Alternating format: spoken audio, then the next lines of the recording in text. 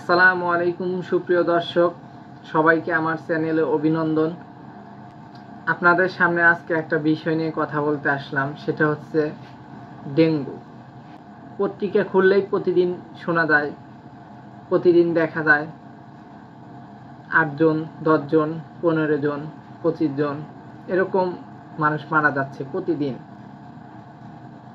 শুধুমাত্র অসচেতনতার কারণে এত মানুষের মৃত্যু হচ্ছে। একটা জিনিস জানলে অবাক হবেন, করোনা মহামারীতেও এত মানুষ মরেনি যত মানুষ ডেঙ্গুর কবলে পড়ে মারা গেছে। এবং ডেঙ্গু এতটাই ভয়াবহ যে একজন সুস্থ স্বাভাবিক মানুষকেও কিছুদিনের মধ্যেই ঘায়েল করে ফেলতে পারে। আমাদের রাজধানী ঢাকাতে ডেঙ্গুর প্রকোপ সবচেয়ে বেশি। সেখানে ড্রেনগুলোতে অপরিচ্ছন্ন জলে বাসা বাঁধে ডেঙ্গুর। সেই জায়গা থেকে উৎপন্ন মশাগুলো মানুষকে কামড়ালে ডেঙ্গু হয়। আজকে ডেঙ্গু সম্পর্কে বিস্তারিত আপনাদের বলবো। ডেঙ্গু কি? ডেঙ্গু একটি ভাইরাস জনিত অসুখ। ডেঙ্গু হলে প্রচণ্ড জ্বর হয়। ডেঙ্গুর কারণ হচ্ছে মশা। সামান্য একটি মশার কামড়েই মানুষ মারা যাচ্ছে হাজার হাজার। যে মশাটির কামড়ে মানুষ মারা যাচ্ছে হাজার হাজার, তার নাম হচ্ছে এডিস মশা। এডিস মশা কামড়ালে ডেঙ্গু জ্বর হয়। কামড় দেওয়ার সপ্তাহখানেকের ভিতরেই তার ভিতরে ডেঙ্গুর লক্ষণ চলে আসে। ডেঙ্গুর লক্ষণ হচ্ছে জ্বর হবে, কাঁপুনি দিয়ে জ্বর হয়, এবং এই জ্বর কোনো ওষুধ খেলে সারে না। যদি প্যারাসিটামল জাতীয় ওষুধ খাওয়া হয় তাহলে জ্বর কমে, কিন্তু জ্বর সারে না, কারণ ডেঙ্গু রোগের কোনো ওষুধ এ পর্যন্ত আবিষ্কার হয়নি। তাই ডেঙ্গু রোগ সম্পর্কে সবার সচেতন থাকতে হবে। এখন বলি কি কি বিষয়ে সচেতন থাকতে হবে।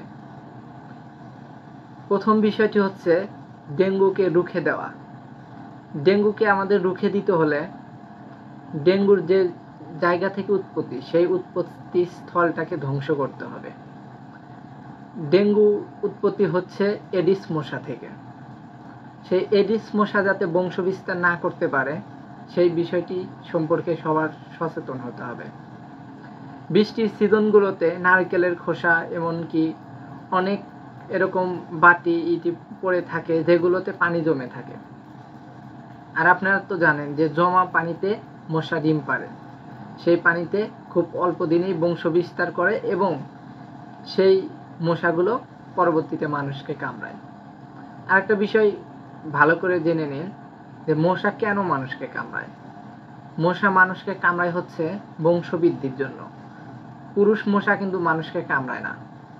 মশার ভিতরে যারা ফিমেল আছে তারা বংশবৃদ্ধির প্রয়োজনে মানুষের রক্তকে ব্যবহার করে, যার কারণে সে মানুষের শরীর থেকে রক্ত গ্রহণ করে।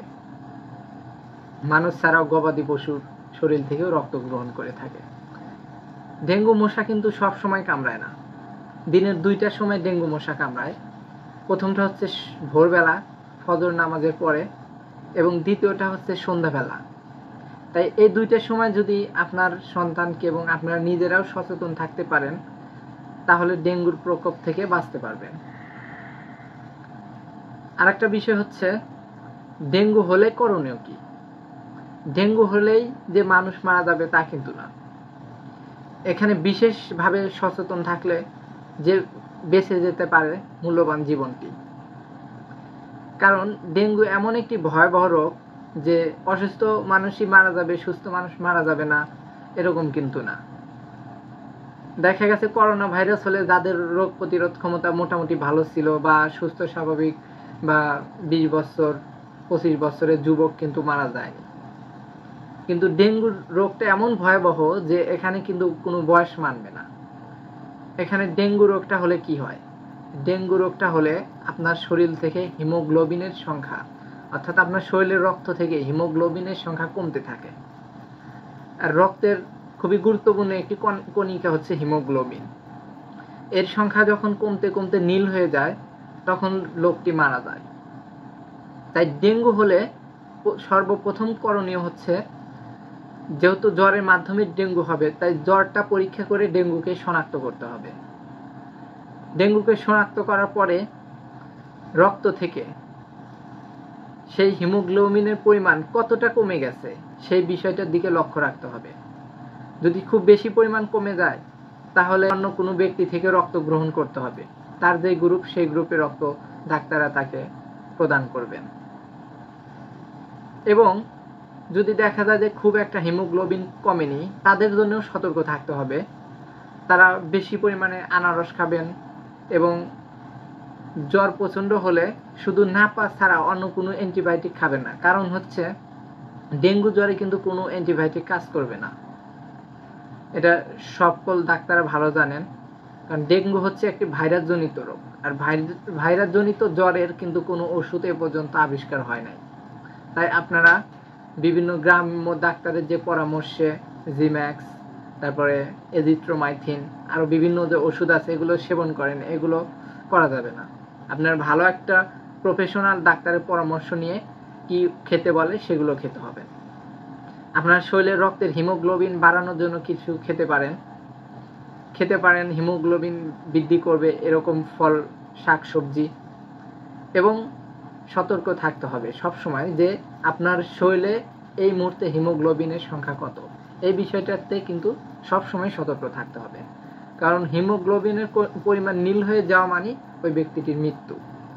ডেঙ্গু রোগে কিন্তু এটাই একমাত্র মৃত্যুর কারণ। মানুষের শরীরে হিমোগ্লোবিনের পরিমাণ কমে যায়, ধীরে ধীরে মানুষটা নিস্তেজ হয়ে পড়ে, একসময় মারা যায়।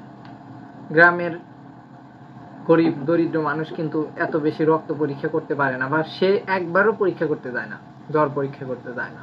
তাহলে তার কি করণীয়?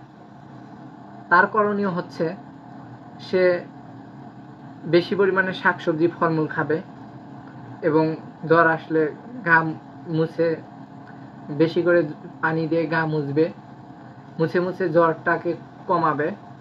এবং